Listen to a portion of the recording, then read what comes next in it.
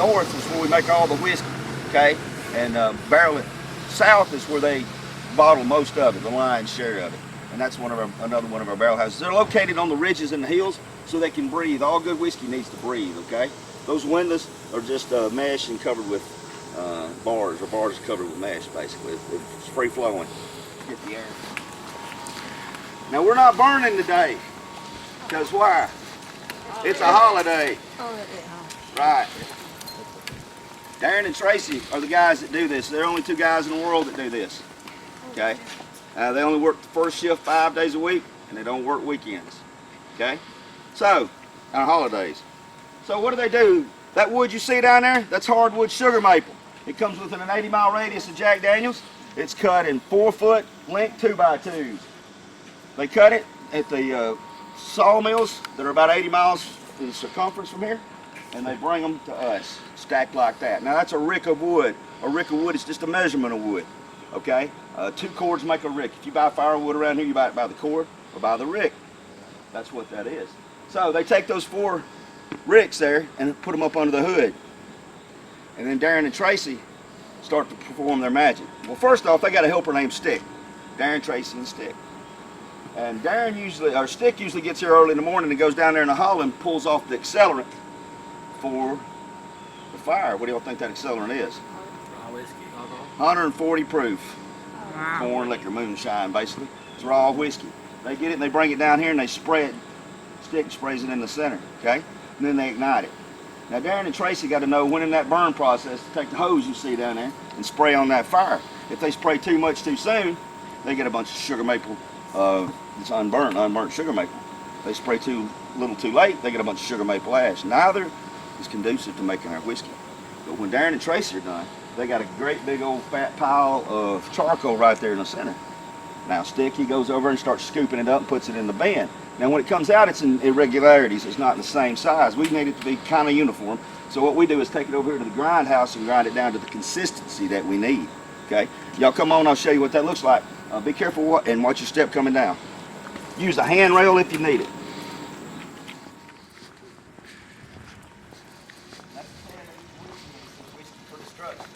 Which I always generally for that reason. Those are the hoods. We got 2 of them. We use primarily this one over here. This got the loaded up. Got the wood under it. All right, y'all, that's about the size it looks like when it comes out from under the hood. We can't use it this size right here. It's not uniform. If we start dripping our whiskey over this in the charcoal mellowing vats, it won't perform the function that we want it to. So we got to reduce it down to the size that it will, okay?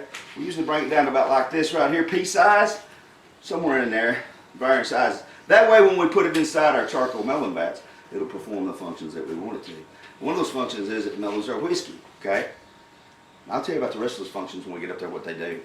But one of them is it mellows the whiskey. Now this is a time-lapse video of the process, okay? Trust me, there ain't nothing that works that hard that fast around here, okay? You'll see Darren and Tracy splittering through there in a minute. Hey, it don't work that hard. But, because it's a hot job. Sometimes in the wintertime when I work, I can feel it up there on the hillside. Now we don't do that many burns a day. Sometimes we don't burn at all. It depends on what the schedule is. So they do about 800 of bricks a year, somewhere in that neighborhood. Any questions? How old are they? How old are Darren and Tracy? Oh, it's those gentlemen right there on the wall. Oh my gosh. And then wet it at some point. And They wet it the whole part of the process. You don't get to see it. I mean, it's pretty fast, but they wet it during the burn. You just got to know when in that burn to do it. If you do it too fast, it puts it out. You do it too slow, and you get a bunch of ash. So they got it down. They've been doing it for a while. Yeah. They're the only 2 guys that do it in the world. This big container right here has got number 7 on it. That's where we keep the charcoal when we're not using it. We store it in there. All right, y'all heard me say we're in the wettest dry county in Tennessee. Well, we're probably in the most flammable county for its size in Tennessee anyway, because we got a whole lot of whiskey here. Make a whole lot of whiskey, and whiskey burns. It's flammable, right? So we got a full-time fire brigade. It's made up of full-time employees that are professionally trained firefighters. They go to the Decent Fire Academy out here in Tennessee, and then they go to the Industrial Fire Academy out in A&M, Texas, and they're professionally trained. Now they have other jobs here. Some of them are still house workers, some of them are guides, some of them work in fermentation, some of them work everywhere else around here. If we ever need them, they're on call to come on out. Now we not had a fire here since the 30s. We don't want one either. This is a 1919 LaFrance. This is not what we use today. Okay, we got modern apparatuses. But now we still use this one today. This is the 1924 REO Speedwagon. Okay, y'all ever heard of them band REO Speedwagon? Well, that's where they come from. That's where the name comes from. It stands for the Ransom Eli Olds. He was the maker of this apparatus, but he also made Oldsmobile cars. Okay. Now we're not saying they named that after our fire truck, but they named it after those fire trucks that he made. Any questions? Now this one goes everywhere. It goes overseas. It's been to the Czech Republic. We use this in promotion of one of our whiskeys. It's actually a liqueur, Tennessee Fire. It's old number 7 infused with cinnamon. It's really tasty if you like cinnamon and whiskey. Any questions? All right, y'all follow me, which is good. It goes good on ice cream and your coffee in the morning and at night. It needs good water. That's the reason the Scotch and the Irish locate their distilleries on rivers and streams. That's where their water sources are. This is our water source for Jack Daniels. This Cave Springs water. Jack started making whiskey here in 1866. Okay, he was 16 years old. When he set up still here, he was looking for a cool, clear, iron-free source of water for his whiskey, and he found it right here. This water's 56 degrees year-round. It's crystal clear, as you can see, and it's iron-free. And why is it important for it to be iron-free? Because iron adulterates our whiskey. It's got a high iron content. That's why our barrels don't have any metals in them. Okay? They're all wood. Because over a 4 to 7 year period, if you got alcohol, a high iron content interacting with the alcohol in the whiskey, it'll turn our whiskey black and adulterate the taste. Well, Jack knew that then, and we know it now. Okay? He knew it was iron-free simply by taste. Anybody raised on a farm? Had a well? That well water was generally limestone water or sweet water. That's what this is here. This is a limestone cave. There's over 9,000 caves in Tennessee. We have more caves than any state in the union. And this one's limestone. That limestone removes the iron from the water. It also imparts calcium and magnesium in there that gives it a sweet taste, which is imparted in our whiskey. Okay? So Jack started making this water, using this water here, and that's the same water we use. We use the same mash bill, the same, or drain bill, same fermentation process, same water, and same distillation process Jack used over 150 years ago. That attention to detail and tradition has made us the #1 selling whiskey in the world today. We sell more whiskey than anybody else. If you don't believe me, just Google it. Any questions? No, we don't know the source of the water. We have no idea where it comes from. We've been back in there about 1.5 miles. After that, it goes subterranean. We know we get about 2 million gallons comes out of here a day. Now, we don't use that much of it a day. That's how much flows through. Okay? Or too much of it, the other kind of halfway. Moderation is key. There's a fine line between your purpose and alcohol. I think so. That's the office, right? Jack. Okay? Jasper Newton is his given name. That's what his mom and daddy named him. Baby Jackie was his nickname because he was the 10th of 10 kids, but he shortened it to Jack, and that's how we know him. That's how the world knows him. His real name is Jasper Newton Daniel, though. Now, this is not the original statue that stood here. The original statue that stood here from 1941 to the year 2000. That's that Italian marble one y'all saw in the visitor center. He greeted you when you come through the door. This gentleman right here is representative of young Jack. That's old Jack. Now, that's more representative of Jack's actual height, old Jack, because Jack was only 5 foot 2 inches tall when he was alive. Wore size 4 shoe. He's a little feller. This gentleman right here, he's 5'6". He weighs 600 pounds. He's done in bronze by a local sculptor here in Tennessee. Now, Jack didn't always dress like this. He didn't start dressing like this till after his 21st birthday. On his 21st birthday, he disappeared from the distillery for a while. Nobody knew at the time where he went. He's gone for about a week. Come back about a week later, had such clothes like this. Black frock coat, swallowtail, okay, wool. White shirt, black bow tie, black vest, sometimes tawny colored, sometimes black. Black breeches, black boots, and a rolled Flanders hat. And that's how Jack dressed for the rest of his life from that day on. He even worked at, and he did his own work here too, but he helped out the distillery as well, even after on up in years. But now, he wanted to be seen as a gentleman distiller. And that's what he wanted to be seen as, okay? And not a moonshiner, which is how he started out. Just like everybody else around here. Lots of folks made moonshine out there. Still do, actually. Any questions? Jack was like a philanthropist. He helped out local churches. He's known to help out local farmers that he knew down in Lynchburg. Everybody knows everybody around here. It's a small community. We're all close knit. And you know, word got out if somebody is having trouble on the farm, he'd pay them a little extra when they come and sold him his corn. He knew they was having a hard time. All right, y'all, this is Jack's office. It's the oldest building at the distillery. This is Jasper Newton himself. Now, Jack, some people say he died a happy man. Depends on how you look at it. Because he was a lifelong bachelor. He never married. He did have 7 girlfriends that we know of. One because he was antisocial. He might have been a little too social, but we don't know that for sure. But we do know that he never married and he didn't have any children. Now, Jack was the 10th of 10 kids. He had 9 brothers and sisters. And one of those brothers and sisters, one of those sisters, Finetta, or Nettie Daniels, gave Jack Lem Motlow, or Lemuel Motlow, and Jack called him Lemmy. And his nephew from Felix Motlow and Nettie Daniels. Now, he started working for Jack when he was 10 years old to help out on the family farm, and from 10 to 17 he worked on Jack's farm. And from 17 on, he came down here and he worked at the distillery, and that's where he's at pretty much all his life. His first job was cutting down the trees for the charcoal. He made the charcoal. And then later on, somebody taught him how to keep the books here. And that's what he did from then on out until he owned the place. Now, Jack would work old Lem hard. And people called Jack on that and said, "Why do you work your sister's kids so hard for? You don't have to." And he says, "Well, I work Lemmy," because Jack called him Lemmy. "I work Lemmy hard because I know he knows one of these days I'm going to give him the place." And Jack was true to his word. In 1908, he gave him the place. Him and a guy named Dick Daniels, which was another nephew that worked here at the distillery. And they run it up until 1908. They ran it somewhere in the neighborhood 1908 to 1920. Then we had that failed social experiment here in the U.S. called Prohibition, right? We weren't supposed to make any whiskey here then.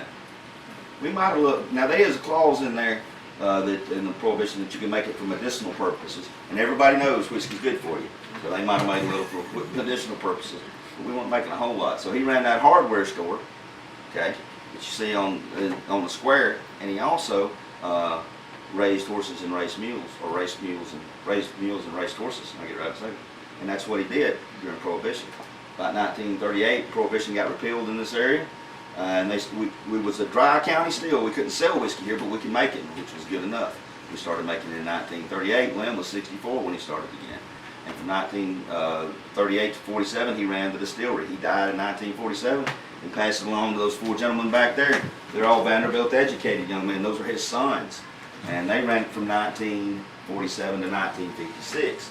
And in 1956, they sold us to Brown-Forman for $20 million, and that's who owns us today. Of their market share, we have about 85% of it. We're the #1 selling whiskey in the world today, no kidding. Okay? Now this right here is the safe that killed Jack. Anybody ever heard the myth or the legend?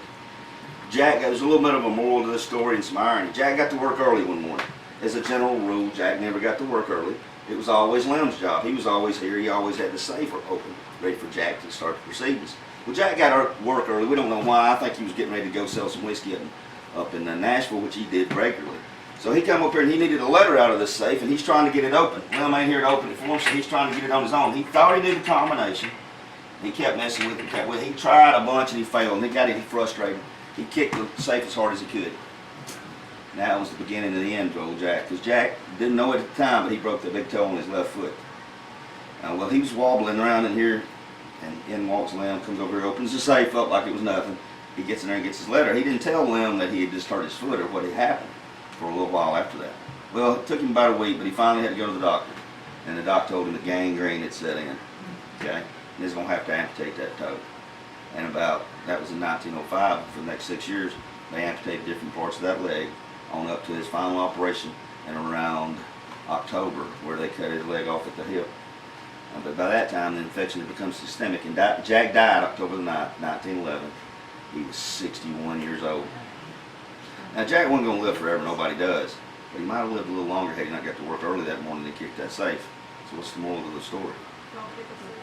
Don't go to work early. Don't get to work early. That's the real moral of the story. It never seems to work for me around here when I'm running late, but, say, hey, look, it killed Jack.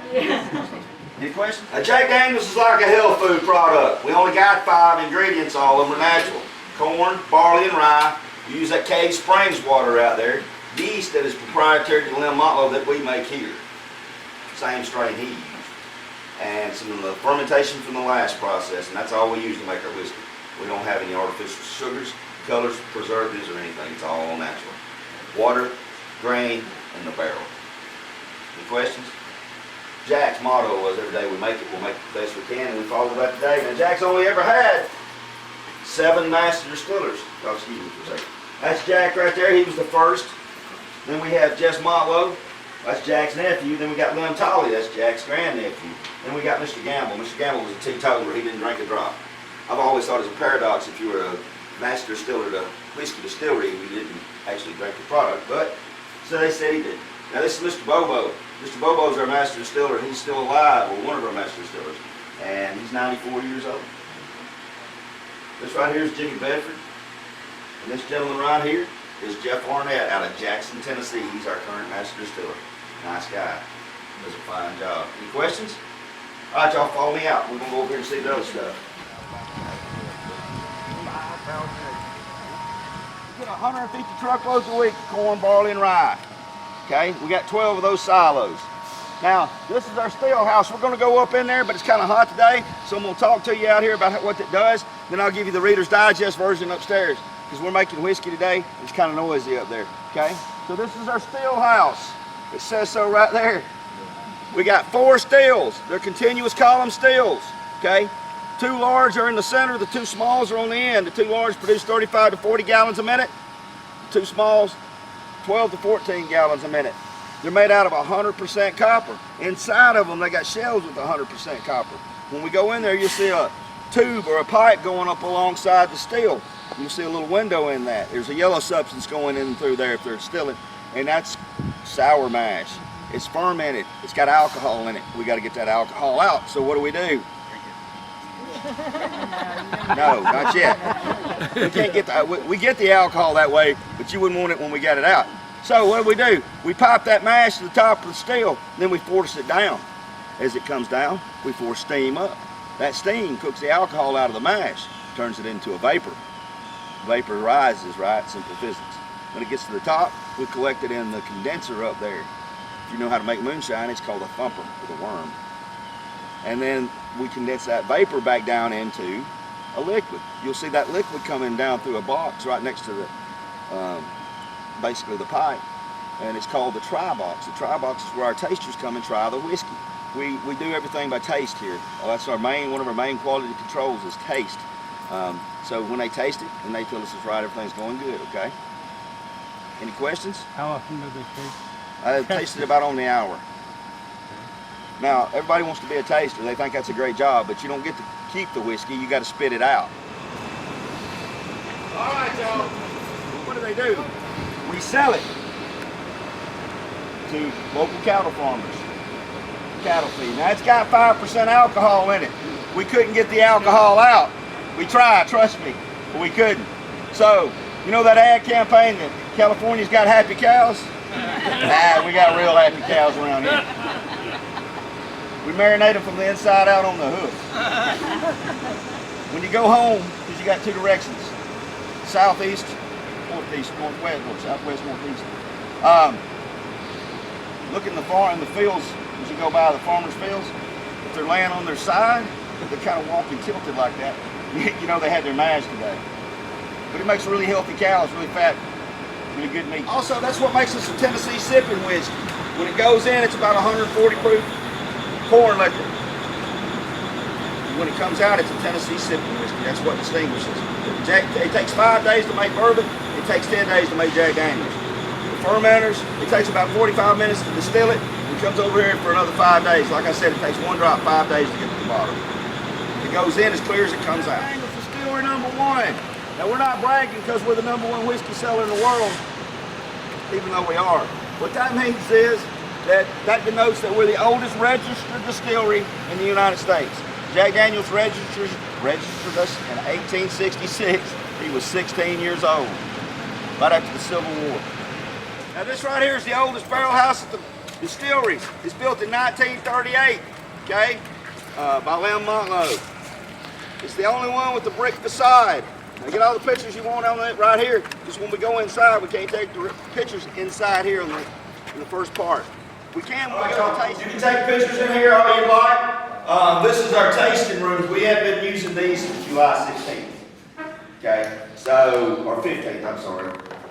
And we're the only one in a live barrel house. So get you a good picture of it. Take a good picture of it, okay? Now, taste. This is a tasting. It's not a whiskey shoot, it's a whiskey tasting. If you want to shoot your whiskey, it's your whiskey, you can, but it kind of defeats the purpose. Look on the back of these cards, there's tasting wheels. Each whiskey is in front of the whiskey that you're going to be tasting. Just look at it, and on the back here, you can write down comments and stuff, what you think about it, and how it tasted, and what flavors it meets in that wheel to you, okay? All right, so what we're going to do is we're going to pick the whiskey up and we're going to look at it and just shake it around and get a good feel for the color. We'll do that here in just a second. I'm just going to explain it. And then we want to smell it. Get a good smell of it. Get a good olfactory. We're going to try to engage as many of our senses we got. And then we're going to taste it. When you taste it, let it go on the tip of your tongue and let it roll back. You engage your flavor, your taste buds more that way. You get more of the actual taste of it, okay? All right, so we're going to get started with Sinatra. Sinatra is one of this. We're going to go from left to right, okay? So now, another one I talk about what the mixes you drink with. These are our premium whiskeys. We think they're good enough to stand alone, so we don't really talk about anything to mix them with. You can mix them with anything you like, of course, but we like to think that they just stand by themselves. Let's go ahead and pick it up and get a smell for it. Now, this is named in honor of Frank Sinatra, and it comes in this barrel right here. So, this is basically the essence of Jack Daniels. It's not Jack in its purest form yet, but it's getting there. So go ahead and get your smell for it. You smell the barrel spice in there. You smell caramel vanilla and some smoke, of course. And then go ahead and get you a taste. Now be sure to write this down on here, see what you think about it when you're done.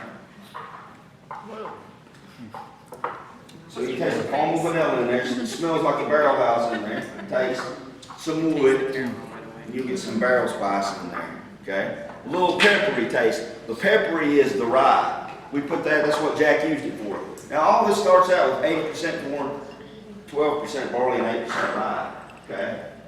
That's where we get our taste, that's where we get it. It's all the same as the black oak, it all came from the same grain.